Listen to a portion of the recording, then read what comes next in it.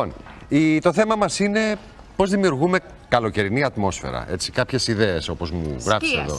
Σκίαση με καλοκαιρινή ατμόσφαιρα και όχι μόνο. Να κάτσουμε λίγο να τα πούμε. Για κάτσε. Γιατί έχουμε να δούμε πολλά πράγματα και σε φωτογραφίες και εδώ από αυτά που έχεις φέρει. Υλικά και ιδέες πάρα πολλές. Θα ξεκινήσουμε με λίγο φωτογραφικό υλικό, ώστε να μπουν και οι θεατές στο νόημα, γιατί πράγμα μιλάμε. Και μετά θα προχωρήσουμε στα υλικά που έχουμε φέρει για να δώσουμε επί του πρακτέως τις λεπτομέρειες. Λοιπόν, ένα πολύ σημαντικό. Βλέπουμε κουρτίνες. Λοιπόν, ένα σημαντικό κομμάτι στον χώρο μέσα, στο σπίτι μας, και όχι μόνο στο σπίτι μας και στους επαγγελματικούς χώρους, είναι η σκίαση. Και το τι επιλέγεις για να σκιάσεις το χώρο σου και να στολίσεις τα παράθυρά σου. Είναι και πρακτικό το θέμα, είναι και διακοσμητικό. Μάλιστα. Άρα, από το πώς θα επιλέξεις το τι σκίαση θα βάλεις μέχρι τις τελικές λεπτομέρειες και τα υλικά, είναι πολλά θέματα που μπορεί κάποιος να λάβει υπόψη του. Δηλαδή, αν ένας χώρος, ας πούμε στην Ελλάδα. Να δούμε το πρώτο που βλέπουμε. Δηλαδή, τι σημαίνει αυτό λοιπόν τι Γιατί είναι. εγώ στα περισσότερα θα βλέπω μία κουρτίνα ιστορία. Θα βλέπεις μία κουρτίνα ιστορία. Θα δω διαφορά πολύ μεγάλη. Εδώ λοιπόν βλέπουμε έναν τρόπο στήριξης και κάποια είδη ραφής. Το γνωστό wave. Λέει το γνωστό wave. Τώρα ο κόσμος δεν το ξέρει, αλλά είναι αυτή η κυματιστή ραφή που δίνει ένα πιο ανάλαφρο αποτέλεσμα. Όταν λοιπόν έχεις ένα μοντέρνο σπίτι και θέλεις να σκιάσεις, να δημιουργήσεις σκίαση στα παράθυρά σου χωρίς να τα βαρύνεις, θα διαλέξεις και τις ανάλογες ραφές. Δηλαδή υπάρχουν ραφές οι οποίες είναι πιο κλασικές και πιο βαριές και υπάρχουν ραφές οι οποίες είναι πιο ανάλαφρες. Ωραία, πάμε στο επόμενο. Εδώ βλέπουμε πολλές μαζί που τις έχουμε να τις δούμε και live σε λίγο, διαφορετικά είδη ραφών. Ναι. Αλλά θα μπούμε και σε περισσότερες λεπτομέρειες σε λίγο. Το σημαντικό είναι, ανάλογα με τη θέση που έχει το δωμάτιο και όλο το σπίτι, αλλά και το κάθε δωμάτιο που θέλουμε να σκιάσουμε, το τι θα επιλέξουμε. Δηλαδή, αν δεν έχεις πολύ ήλιο και δεν χρειάζεσαι βαριά σκίαση, χοντρά υφάσματα, μπορείς να βάλεις ένα πιο λεπτό ύφασμα. Αν πάλι είναι ένα σημείο του σπιτιού που έχεις έντονη ηλιοφάνεια, μπορεί να χρειαστείς όχι απλά σκίαση, να χρειαστείς και μια λεπτή κουρτίνα που πολλές φορές τη βάζουμε να έχει μια διαφάνεια, δηλαδή να βλέπει, όπως και εδώ έχει, να βλέπεις έξω αλλά να μην σε βλέπουνε, και από πάνω, όπως και σε αυτή τη φωτογραφία, μια πιο χοντρή κουρτίνα, ώστε αν έχεις μεγάλη έκθεση στον ήλιο, να μπορείς να έχεις δυνατότερη σκίαση. Αυτό που λες, το βλέπουμε. Αυτό λοιπόν τι είναι? Είναι μια λεπτή κουρτίνα, η οποία αν μπορείς να δεις, βλέπεις έξω, δηλαδή έχεις το φως και έχει από την εσωτερική πλευρά μια πιο χοντρή κουρτίνα βαριά.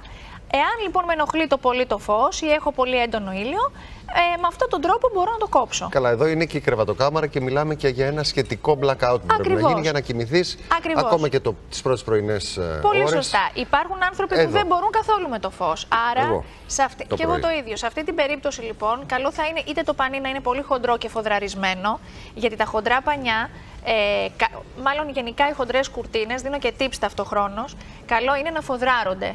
Ώστε και προστατεύεται η ποιότητα του πανιού, τα χρώματά του από τον ήλιο και από το φως, αλλά επίσης το κάνουν ακόμα πιο αδιαπέραστο στη φωτεινότητα. Ή βάζεις το blackout. Εδώ. Σε ένα επίσης πιο minimal σπίτι μπορεί να μπει μόνο μία λεπτή κουρτίνα. Μιλάς για έναν χώρο, ένα living room, έτσι, ένα καθιστικό, που δεν θέλει κάποιος ή έχει ρολά απ' έξω, έχει μπατζούρια, ας το πούμε, ό,τι και αν είναι αυτό, και θέλει απλά μια διακοσμητική κουρτίνα, απλά για να μην τον βλέπει ο γείτονας.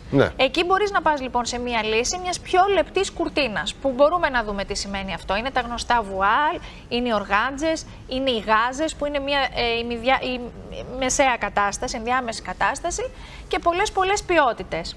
Το επόμενο λοιπόν. Για να δούμε πιο κάτω. Εδώ είναι επίσης μια φωτογραφία που δείχνει δύο κουρτίνες. Μπορεί να έχεις απέναντι έναν, να σε βλέπουν, να έχει ένα κτίριο, να έχει ένα σπίτι, να έχει ένα σχολείο, να έχει κάτι. Να έχεις έναν παλιάνθρωπο που κάθεται και σε βλέπει. Τι κάνεις λοιπόν? Ξέρεις ότι αν βάλω και την πολύ λεπτή κουρτίνα, πάλι θα φαίνεσαι. Σε κάποιες περιοχές είναι πολύ κοντινές οι αποστάσεις των κτιρίων. Εκεί λοιπόν θα επιλέξεις, όπως στη φωτογραφία μας, την λεγόμενη λεπτή κουρτίνα, θα την επιλέξεις λίγο πιο πυκνό πανί, φωτεινό. Φαίνεται, δεν είναι της κρεβατοκάμαρας. Δεν είναι της κρεβατοκάμαρας. Και ταυτόχρονα διακοσμείς με τα φύλλα σου δεξιά-αριστερά, είτε να κλείνουν, γιατί πολλές φορές μπορεί να είναι η χοντρή κουρτίνα μόνο διακοσμητική. Δηλαδή, αν δεν έχεις την απέτηση. Είναι στερεωμένη και δεν έρχεται. Ακριβώς. Μου έχει τύχει σε ξενοδοχείο να τη σκίσω σχεδόν. Ήμουν σίγουρος πως θα έρθει. Τραγικό. Πώς το κάνατε σε ξενοδοχείο? Το κάνουν γιατί έχουν άλλο blackout. Ναι, λοιπόν, κρατήσου, θα συνεχίσουμε μετά τις διαφημίσεις. Ναι, με άλλες περισσότερες ιδέες. Ωραία.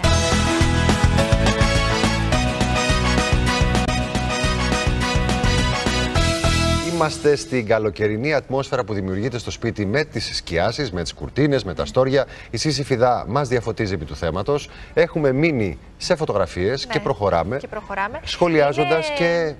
Είναι η εποχή, όπως είπες πριν, και συγγνώμη που σε διέκοψα, που λες καλοκαιρινή ατμόσφαιρα. Τα περισσότερα σπίτια από πολύ παλιά, όχι δεν είναι καινούρια μόδα, αλλάζουν από χειμώνα σε καλοκαίρι και τις κουρτίνες, όπως μαζεύουν τα χαλιά ή μαζεύουν τα μάλινα ριχτάρια, αλλά φρένουν και τα παράθυρα, γίνονται πιο... Έχεις δίκιο, πολύ ωραία. Πλέον αλλάζουν οι μερακλείδες και όσοι μπορούν πια. Και όσοι μπορούν, αυτό είναι σίγουρο, όπως το είπες, όσοι μπορούν. Λοιπόν, εδώ είναι πάλι ένα παράδειγμα παρόμοιο λεπτής και χοντρής κουρτίνας. Νομίζω ότι μπορούμε να πάμε στο επόμενο, το έχουμε λίγο εξαντλήσει αυτό.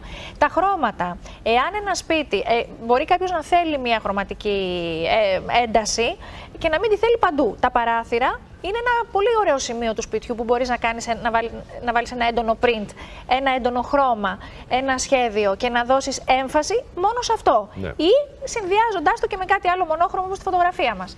Πάμε το επόμενο. Λοιπόν, εδώ είναι άλλη μια πινελιά χρωματική, όχι με τόσο πολλά σχέδια. Το ενδιαφέρον όμως είναι ότι το ρόμαν που είναι από μέσα, όπως βλέπεις στο δωρή, έχει ένα γεωμετρικό μοτίβο σε διαφορετικές αποχρώσεις και συνδυάζεται πολύ ωραία με την χοντρή, με τα ριντό δηλαδή, τις χοντρές κουρτίνες. Δεν είναι πολύ ενδιαφέρον και πολύ κομψό, είναι πιο σύγχρονη η εικόνα, χωρίς να είναι ταυτόχρονα, χωρίς να στερείται της διαχρονικότητας και ενός κλασικού στοιχείου. Βοηθάει και το σπίτι. Το βοηθάει είναι και το σπίτι και ψιλοτάβανο. Πολύ ωραίο. Πάμε παρακάτω. Λοιπόν, ένα άλλο πολύ ωραίο στοιχείο είναι οι περσίδες. Οι περσίδες λοιπόν, που θα δούμε σε λίγο και εδώ πολλά τέτοια στοιχεία, κάνουν μια πολύ ενδιαφέρουσα σκίαση. Μπορούν να τοποθετηθούν είτε μόνες τους, είτε μαζί με υφάσματα. Δηλαδή, να τοποθετήσεις μία ξύλινη περσίδα ή μεταλλική ή δερμάτινη που έχουμε φέρει να δούμε και να βάλεις και χοντρή κουρτίνα από πάνω, δεξιά-αριστερά. Δηλαδή να αντικαταστήσεις στην ουσία τη λεπτή. Είναι μια πολύ ενδιαφέρουσα τοποθέτηση. Τις οποίες πολύ λίγοι τολμούν, διότι τις έχουν συνδυάσει με γραφεία. Τις έχουν συνδυάσει με γραφεία καταρχήν, αλλά είναι και λίγο δύσκολο στο καθάρισμα. Δηλαδή η περσίδα θέλει πολύ καλό καθάρισμα γιατί πιάνει σκόνη. Δεν είναι ένα προϊόν το οποίο μπορείς να το βγάλεις, να το πλύνεις, να το πας στο καθαριστήριο. Θέλει κομματάκι, θέλει καθάρισμα. Παρόλα αυτά είναι πολύ ζεστό σε ένα σπίτι, σε ένα σύγχρονο σπίτι, σε ένα μοντέρνο διαμέρισμα ή και σε ένα πολύ κλασικό αντιθέτως. Λοιπόν, τα πάνελ. Τα πάνελ είναι ένας πολύ μοντέρνος τρόπος σκίασης. Βάζεις είτε λεπτό ύφασμα είτε λίγο πιο χοντρό. Στην ουσία πρόκειται για λωρίδες υφάσματος που τους δίνεις το φάρδος που εσύ θέλεις ανάλογα με το άνοιγμα του παραθύρου που έχεις και κινούνται όλα αυτά παράλληλα σε κάποιες ράγες. Σε σιδηρόδρομο δηλαδή, και ανάλογα με το πόσες σειρές θες να βάλεις, τόσες έχει και ο σιδηρόδρομος. Δηλαδή, αν θες να βάλεις 3 πάνελ, μπορείς να βάλεις 3 σιδηροδρόμους, 4 και πάει λέγοντας. Ακριβώς. Λοιπόν. Είναι ένας πολύ minimal τρόπος, είναι και για γραφεία και για σπίτια πολύ ωραίος και θα σας δείξω και κάποια άλλα tips σχετικά με αυτό μετά.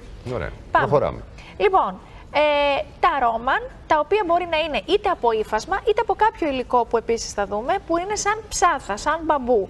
Το ρόμαν μπορεί να μπει είτε μόνο του, δηλαδή να διαλέξεις λεπτή ή χοντρή κουρτίνα, είτε μπορεί να μπει και διπλό. Δηλαδή, αν δεν έχεις είτε το χώρο, δεν δύναται ο χώρος, είτε δεν θέλεις να βάλεις τις ρηχτές κουρτίνες στα ριντό, μπορείς να βάλεις μόνο ρόμαν και είτε να πας ένα από τα δύο ή να βάλεις και τα δύο. Να βάλεις λεπτό και χοντρό ή να βάλεις 2 χοντρά, απλά για να έχεις τα χρώματα. Δηλαδή, διπλό ρόμαν και τα δύο σε κάποιο έντονο χρώμα. Πάμε παρακάτω, παιδιά. Μάλιστα. Λοιπόν, εδώ βλέπουμε ένα παράδειγμα του πώς μπορείς να παίξεις με τα υφάσματα και τα χρώματα. Δηλαδή, αν δεν θέλει κάποιος να πάρει ένα μοτίβο γεωμετρικό σε ένα πανί που υπάρχει στην αγορά, μπορεί να δημιουργήσει οποιοσδήποτε τη δική του χρωματικά κουρτίνα. Δηλαδή να έχεις μία βάση μονόχρωμη που μπορεί να είναι το οποιοδήποτε χρώμα. Νομίζω εδώ στη συγκεκριμένη περίπτωση είναι το γκρι. Ναι. Και να δημιουργήσεις. Όλες αυτές που βλέπουμε είναι αποχρώσεις του γκρι. Ακριβώς. Και να δημιουργήσεις με άλλες λωρίδες υφάσματος, που στη συγκεκριμένη περίπτωση είναι τοποθετημένες οριζόντια, όπως βλέπεις, είτε σε πιο λεπτά μεγέθη, είτε σε πιο φαρδιά, να προσθέσεις άλλα υφάσματα άλλων αποχρώσεων, είτε με αντιθέσεις ή πιο ήσυχα, και να δημιουργήσεις το δικό σου μοτίβο, με λίγα λόγια. Επόμενο. Λοιπόν, εδώ είναι πάλι μια πολυτελής απόδοση με πιο γυαλιστερές υφές, που επίσης τις προτιμούν τα πιο κλασικά σπίτια ή τα καλά ξενοδοχεία. Ναι, πάμε πιο κάτω. Εδώ ναι, να πάμε πιο κάτω. Εδώ είναι και κάποιος που του αρέσουν τόσο πολύ τα ξενοδοχεία που θέλει να το κάνει σπίτι του. Υπάρχει πολλοί κόσμος που θα ήθελε να μένει σε ξενοδοχείο. Ναι, μα δεν είναι, όντως έτσι είναι. Λοιπόν, εδώ υπάρχει ένας συνδυασμός πραγμάτων. Τι είναι αυτό το σκούρο που βλέπω κάτω? Λοιπόν, τίποτα. Σε αυτό που συζητάγαμε πριν, το συνδυασμό υφασμάτων και χρωμάτων, μπορείς να δημιουργήσεις άλλο ένα τέτοιο μοτίβο. Αυτό είναι άλλο ένα παράδειγμα που τι έχουμε κάνει? Έχουμε πάρει μία μονόχρωμη βάση και έχουμε βάλει μία σκουρόχρωμη φάσα από κάτω. Είναι φάσα. Αυτά τα μεγέθη λοιπόν τα ορίζει ο καθένας ανάλογα με τη διάθεσή του και τη φαντασία του. Μπορεί να έχει αυτό το μέγεθος, μπορεί να είναι πιο λεπτό, μπορεί να είναι το 1 τρίτο της κουρτίνας, να είναι το 1 τέταρτο και πάει λέγοντας. Και εδώ βλέπεις ότι έχουν πάρει τα χρώματα της εξωτερικής και τα έχουν τοποθετήσει μέσα σε ρόμαν και σε ρόλερ. Πάμε παρακάτω. Λοιπόν, χρώματα έντονα. Επόμενη. Ναι. Τα δείχνουμε γιατί πολλοί κόσμος το φοβάται το χρώμα και γι' αυτό θέλουν να το βλέπουν σε εικόνα οι θεατές, να καταλάβουν ότι είναι όμορφο, δεν είναι φοβιστικό καθόλου. Γεωμετρικά σχήματα και χρώματα, η γνωστή λεπτή κουρτίνα που συζητάγαμε πριν με την πιο χοντρή. Επόμενο. Λοιπόν, πολύ ωραίο και φάνταστο παράδειγμα. Φαντασία να υπάρχει. Καταλαβαίνω. Για και κρόσια. Υπάρχει, κοίταξε, ο τρόπος κρέμασης. Καταρχήν είναι ένα κοντάρι. Έχουμε φύγει από τους σιδηροδρόμους.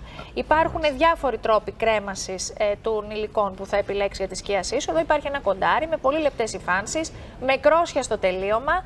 Είναι πιο χειροποίητη αυτή η κατασκευή. Για κάποιον που έχει το μεράκι δεν είναι απαραίτητα ακριβή. Λοιπόν, τα ρόλερ.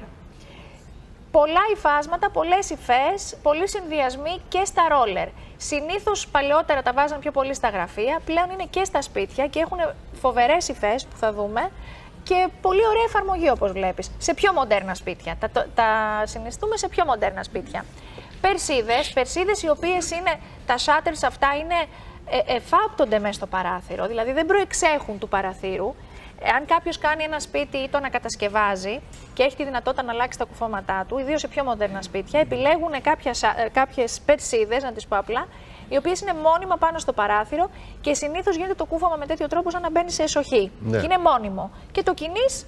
Λοιπόν, βλέπουμε και τον τρόπο που δένονται μεταξύ τους οι περσίδες. Μπορεί να είναι ύφασμα, όπως στη συγκεκριμένη περίπτωση, μπορεί να είναι δέρμα ή κάτι άλλο. Πάμε να δούμε κάτι άλλο. Λοιπόν, rollers κλπ. Να περάσουμε στα υλικά για να μην φάμε τον χρόνο. Να δούμε και τι έφερες. Μας έπεσε και το μικρόφωνο, δεν πειράζει. Το φτιάχνω εγώ, μην ανησυχείτε, βέβαια. Ωραία. Αυτό έλειπε. Έχεις φέρει κυρίως δείγματα από υφάσματα. Από υφάσματα και όχι μόνο, Θοδωρή μου. Λοιπόν, εδώ υπάρχουν κάποια δείγματα των κουρτινών. Δηλαδή, τι εννοούμε λεπτή κουρτίνα? Αυτή, ας πούμε, είναι μια βουάλ κουρτίνα. Τι εννοούμε χοντρή κουρτίνα? Μπορεί να είναι ένας τέτοιας ποιότητας πανί. Αυτό είναι ένα μεταξωτό που θα το φοδράρεις ή οτιδήποτε. Αλλά δεν είναι βαρύ πανί, είναι ελαφρύ πανί. Ή μπορεί να είναι όντως κάτι πιο βαρύ και πάει λέγοντας. Ας πούμε, εγώ στο σπίτι μου το παλιό είχα βάλει τσόχα, γκρι τσόχα, μάλινη. Το χειμώνα είχα. Που είναι πολύ βαριές κουρτίνες. Ναι. Λοιπόν, σε αυτή λοιπόν τη φιλοσοφία θα βάλεις και τη γάζα, θα βάλεις και την οργάντζα και διάφορες ποιότητες που αφορούν το λεπτό. Λοιπόν. Οι μηχανισμοί. Ναι. Τα κοντάρια μας. Τα κοντάρια λοιπόν είτε στερεώνονται στον τοίχο είτε στερεώνονται στην οροφή. Υπάρχουν τα ανάλογα εξαρτήματα ανάλογα με τις ιδιαιτερότητες του χώρου. Άρα, αν βλέπετε μια δυσκολία στο παράθυρό σας, δεν χρειάζεται να θεωρήσετε ότι δεν μπορείτε να έχετε σκίαση. Μπορείτε. Υπάρχουν τα κατάλληλα εργαλεία. Υπάρχουν σιδηρόδρομοι, οι οποίοι είναι είτε για δύο κουρτίνες, όπως είναι αυτός, και μπαίνουν έτσι. Μπορείς να κάνεις διχρωμίες, μπορείς να κάνεις ένα χρώμα. Είτε μπορεί να είναι μονή, όπως είναι αυτός. Και να διαλέξεις ανάλογα με το ύφος που θες να δώσεις στο χώρο σου να είναι είτε μονό είτε διπλό. Αν θες να δείξεις κάτι πιο πλούσιο. Στα κοντάρια που λέγαμε πριν υπάρχουν διάφορα τελειώματα. Δηλαδή, αν θες να δώσεις μια πιο διακοσμητική πινελιά, μπορείς στα τελειώματα της βέργας που θα βάλεις, είτε είναι μεταλλική είτε είναι ξύλινη, και εννοείται σε όλες τις μεταλλικές αποχρώσεις και σε χρώματα, είτε να βάλεις κάτι πιο μοντέρνο, είτε να βάλεις απλά ένα τελείωμα, ίσιο, ώστε να μην φεύγει η κουρτίνα σου. Και πιο απλά και πιο... Ακριβώς. Μετά, αυτά εδώ πέρα είναι δείγματα τρούξ.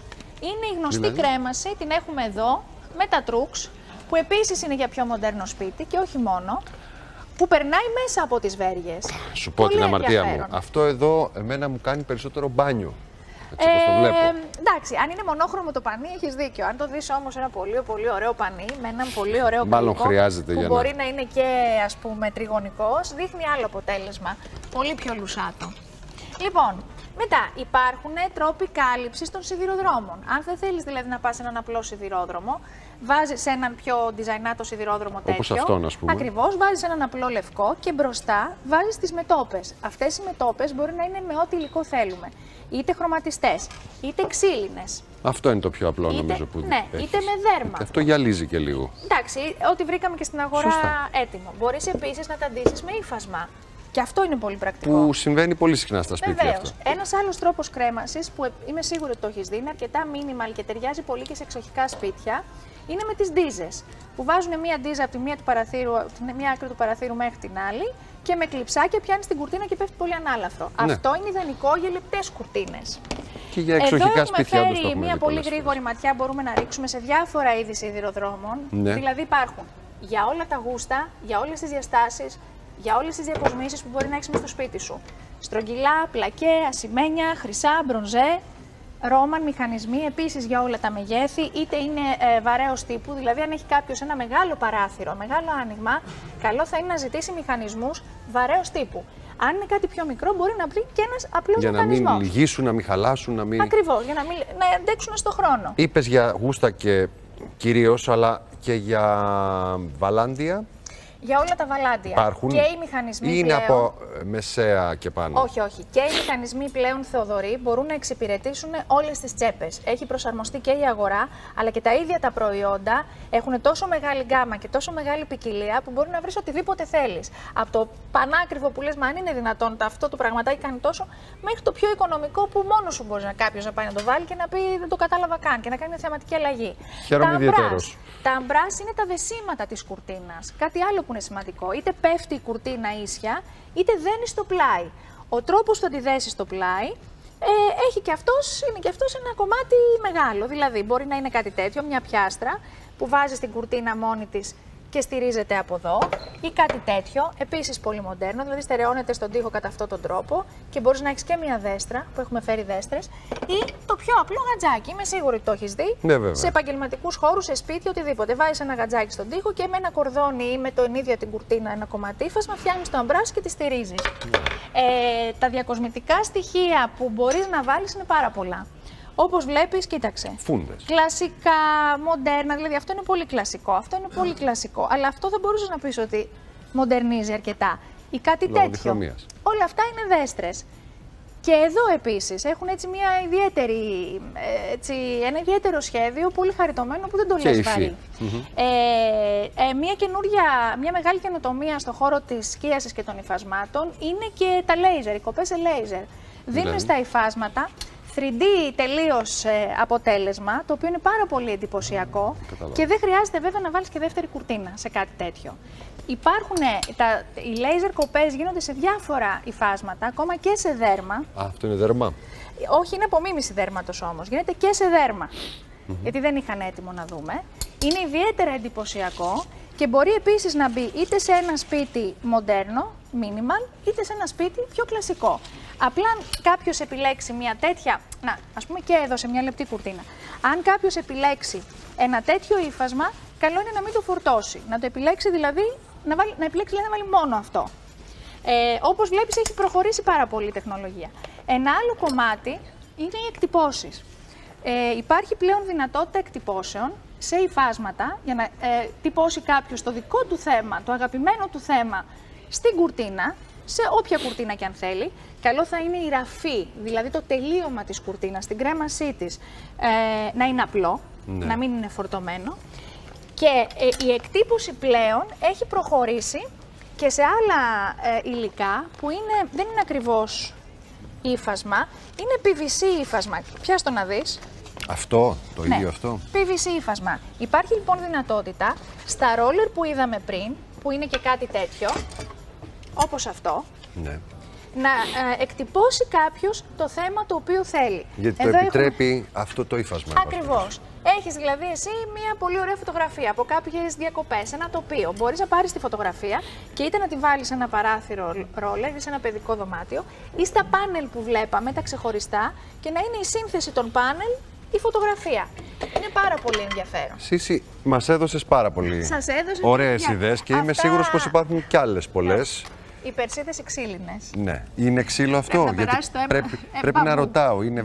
Μπαμπού και ξύλο. Είναι Ψάθες, συνδυασμοί μπαμπού με ύφασμα. Πάρα πολλές ραφές εδώ. Αυτό είναι μέταλλο Αν μπορεί εκεί? να γίνει ένα πλάνο εδώ για να δούμε πόσες ραφές. Αυτό είναι μέταλλο? Κουρτίνα μεταλλική. Πέρασε η ώρα μας. Του υπότη. Του υπότη, και όμως είναι πιο ακριβό υλικό. Σίγουρα είναι πιο ακριβό βέβαια υλικό. είναι. Αλλά σε ένα παράθυρο που μπορεί κάποιος να έχει την τρέλα να διαθέσει κάποια Την χρήματα. τρέλα, γιατί δεν το για έχω ένα δει αυτό. παράθυρο. Το έχω δει Στα όπως μάτια μου εγώ δεν το και έχω δει. είναι εκπληκτικό, είναι πραγματικά εκπληκτικό. Μεταλλικές κουρτίνες και βέβαια πάρα πολλές λεπτομέρειες και αξεσουάρ για να τοποθετήσεις τις ραφές σου επάνω. Σε ευχαριστούμε πάρα Εγώ πολύ. ευχαριστώ. Στο sisifida.gr εννοείται ότι θα δείτε αναλυτικά το θέμα, περισσότερες πληροφορίες και πολλές ιδέες από φωτογραφικό υλικό. Ευχαριστούμε, ραντεβού την επόμενη φορά. Βεβαίως. Που θα είναι σύντομα. Βεβαίως. Ελπίζω. Και εγώ. Διαφημίσεις και ερχόμαστε για το φινάλε.